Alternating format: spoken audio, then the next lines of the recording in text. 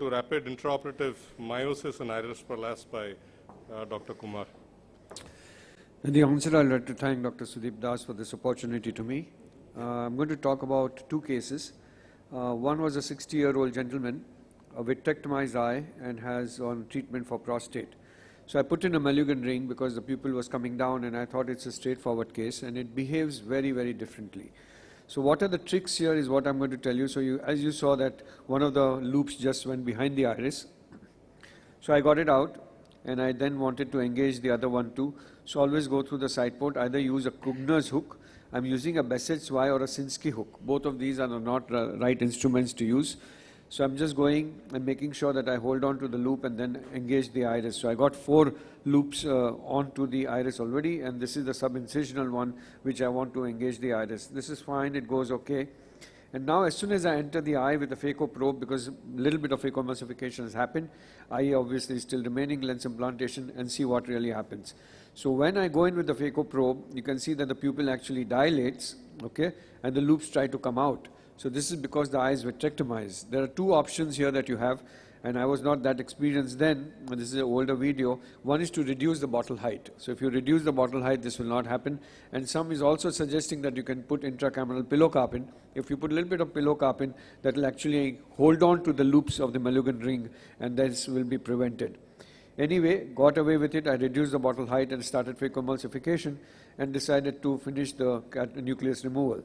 Coming to IA, I used both coaxial IA and bimanual IA. You can see a nice round rhexis. So the pupil dilates beautifully, and luckily when the pupil comes down, again it engages the loops in the Malugan ring. So I go again in with the coaxial IA. Again, you should reduce the bottle height, especially in vitrectomized eyes, and that will solve this issue of yours. So you can see that as soon as I enter, there is nothing to worry, but then once I go ahead, just start my IA, irrigation aspiration.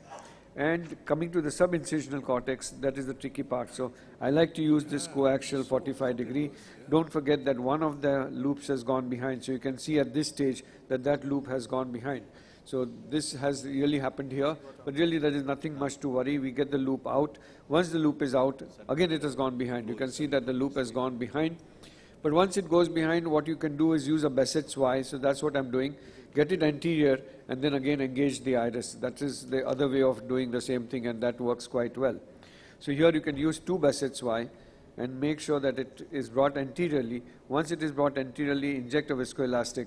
Okay, so you are seeing that I'm getting it anteriorly, then again inject the viscoelastic. Once you inject the viscoelastic, again engage the iris. That's what exactly I've done. So a little bit of cortex subincisional is remaining. Here again I go in with my coaxial IA, just on the tip and aspirate the cortex out. So that is all well done. Now one more take-home message I would like to give, that if you have a Malugan ring in place and you want to put in a 3-piece IOL, okay, be careful. And you will see what really happens, because the haptic can really trouble your ring and both will not be going hand in glove. So this is a 3-piece IOL which I'm injecting. So the lower haptic has gone into the bag beautifully. There is no issues at all. And now I have to just dial the haptic in, which is very, very easy to do. But sometimes this can happen, because you can see what's happening. So it's taking my ring with it behind. So don't worry.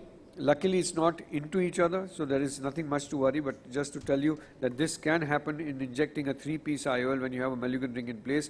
Again, get it anterior. As far as the removal of the Malugan ring is concerned, it's very, very easy. You don't need to disengage the nasal and the temporal, but sometimes always the subincisional loop you have to disengage. And then make sure that it is in line of the incision. Sometimes if it is not in the line of the incision, you will be struggling with it all the time. So here you can see that the loop has gone little temporal, which is not what I want. So you enter through the main incision with the plunger. Once you're there, make sure that the loop is right in the center, below the subincisional. Get it above the plate of the plunger. Once that is there, just hook the Malugan ring out. So you will see that is being done. And at this stage, again, the second hand is useful, which is either any one instrument. Make sure that the loops are in. Once the loops are in, just depress it, the Sinskey hook a little bit, and this goes in. So you can see that the pupil was small, and when it goes in with the IA to remove